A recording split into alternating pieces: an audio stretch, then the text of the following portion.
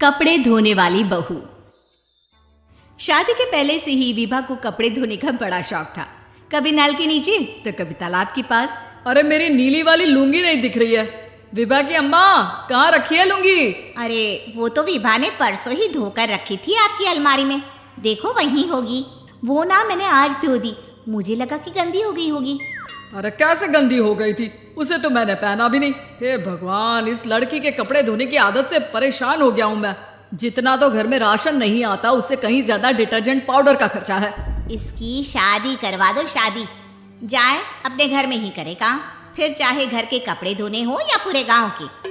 हाँ ठीक बोल रही हूँ, देखता हूँ मैं कोई लड़का। वो दिन भी आ जाता है जब विभा को देखने लड़के वाले आ जाते हैं। लड़की मुझे अच्छी लगी। होने वाली सास कहती है, बेटी अगर कुछ पूछना है तो पूछ लो। वैसे तो हमारी लड़की बहुत ही शर्मीली है, जो बोल दो वो मान लेती है, इसे क्या पूछना होगा। अरे कैसी बात कर रही हो माँ, मुझे इन लोगों के घर रहना है, सवाल तो कई है। हाँ हाँ बेटा पूछ लो ना, क्या पूछना है। आप लोगों के घर कपड़े कौन धोता है? सास का मुंह बन जाता है। देखो अगर तुम ये कहना चाहती हो कि तुम्हें कपड़े धोने नहीं आते तो सुन लो, कपड़े मैं ही धोती हूँ, लेकिन तुम्हारे आ जाने के बाद मैं रुमाल तक नहीं धोऊंगी। अरे चुप रहना भाग्यवान, बहू बेचारी घर आई नहीं, उसे डराना शुरू कर दिया। वो क्या है ना बिटिया, अभी तक तो ये कल्लू की माँ ही धोती थी, लेकिन अब तुम्हारे पापा तो दहेज में वॉशिंग मशीन देंगे ही। तभी विभा की माँ बोल पड़ती है, सवाल भी पूछा तो क्या। वैसे भाई साहब, मशीन की तो फिर भी कपड़े धोने की कैपेसिटी होती है। मतलब जो बिटिया दे रहे हैं ना विभा, इसे कपड़े धोने का बहुत शौक है। ये आप लोगों के क्या आस पड़ोस गांव मोहल्ले सबके कपड़े धो दे और उफ तक ना करे।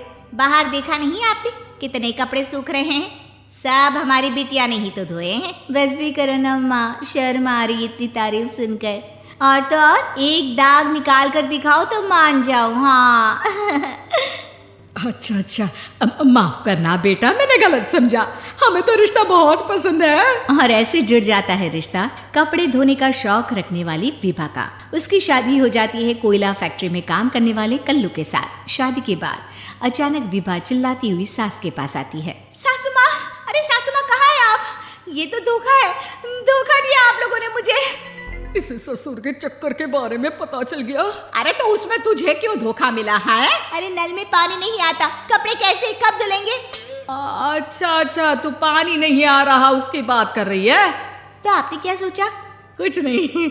अच्छा तेरी माँ ने कहा था कि कपड़े धोने का शौक है तुझे, याद आया मुझे। शौक बोलकर कपड़े धोने वाले मेरे जुनून को कम ना आके सासू माँ, कपड़ा धोना मेरा गुरूर है। तभी पति भी वहां आ जाता है। अभी मैंने इसे सनी देओल की फिल्म दिखाई है, उसी के डायलॉग मार रही है माँ। अच्छा सुन, साफ साफ बता रही हूँ, पानी सुबह 4 से 6 और शाम को 10 से 12 आता है, समझी? विभा टाइमिंग सुनकर हैरान हो जाती है। ये क्या भूतों का मोहल्ला है?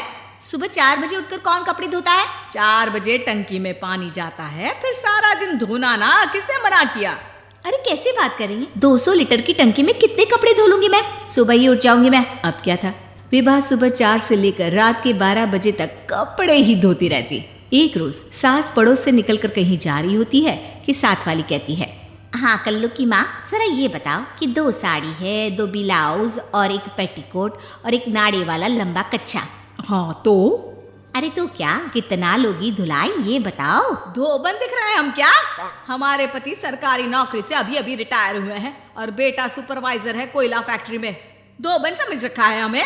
हाय रे कल्लू की अम्मा, माफ कर दो, वो तो मोहल्ले में यही सब बता रहे थे कि तुमने बहू को कपड़ा धुलवाने के काम में लगा दिया है। सास को पड़ोसन की बात सुनकर गुस्सा आ जाता है। वो घर पहुंचती है जहां घर के बाहर ही इतने सारे कपड़े सूख रहे होते हैं जितने कि किसी धोबन के घर पर। अरे ओ कल्लू की दुल्हन, बाहर निकल।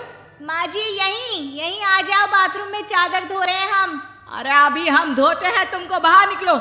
ये आस पड़ोस वाले बोल रहे हैं कि हम बहू से कपड़े धुलवा कर उसे कपड़ा धोने वाली बना दिए हैं। अरे छोड़ो ना माँ जी, किन लोगों की बातों में आती हो? आस पास के लोगों का तो काम ही होता है कि वो किसी तरह सास बहू को लड़ा दे। बहू सारे घर के कपड़े धोती है, ये क्या कम है? बोलिए। सास को भी लग जाता है कि वो बहू का ये सनकीपन नहीं छुड़वा सकती, इससे अच्छा है कि खुद ही चुप हो जाए। एक रोज सास और बहू मंदिर जाते हैं, जहाँ सास की साड़ी वहाँ खड़ी भीख मांगने वाली से मिलती है। माँ जी क्या बात है, आपकी साड़ी उस भिखारन से कितनी मिल रही है ना? हाँ हाँ देखो तो दोनों की साड़ी मिल रही है। क्या बात है कल्लू की अम्मा, तुम खुद को तो अफसर की बीवी बताती हो और ऐसी सिंपल सी प्लेन साड़ी पहनकर घूमती हो। सिंपल और प्लेन नहीं है ये साड़ी। तो क्या सोने के धागे से फूल बने हैं? कुछ भी सासू माँ, कुछ भी। हाँ बने थे इस साड़ी में सोने के धागे से फूल। मेरे पति लेकर आए थे मद्रास से स्पेशली मेरे लिए 10,000 की। ताहे भाई साहब इस भिखारन के लिए भी सेम टू सेम साड़ी लेकर आए होंगे 10,000 की। सास उस वक्त कुछ नहीं कहती, लेकिन बहू के साथ घर आती है और अलमारी से एल्बम निकाल कर लाती है। ये साड़ी देख रही है, ये वही साड़ी है जिसे मैंने अभी पहना था। इस साड़ी में ये जो चमकदार फूल दिख रहे हैं ना, ये सोने के धागों से काढ़े गए हैं। लेकिन तू लोकल वॉशिंग मशीन ब्रश से घिस घिस कर सारे फूलों को निकाल कर साड़ी प्लेन कर दी। मुझे माफ कर दीजिए सासू माँ। और तो और, जब मैंने तुझे तेरी गलती के लिए कुछ नहीं कहा, लेकिन तूने तो सबके सामने मेरा मजाक ही बना दिया। क्यों? बहू को समझ में आ जाता है कि अब से उसका कपड़े धोना बंद।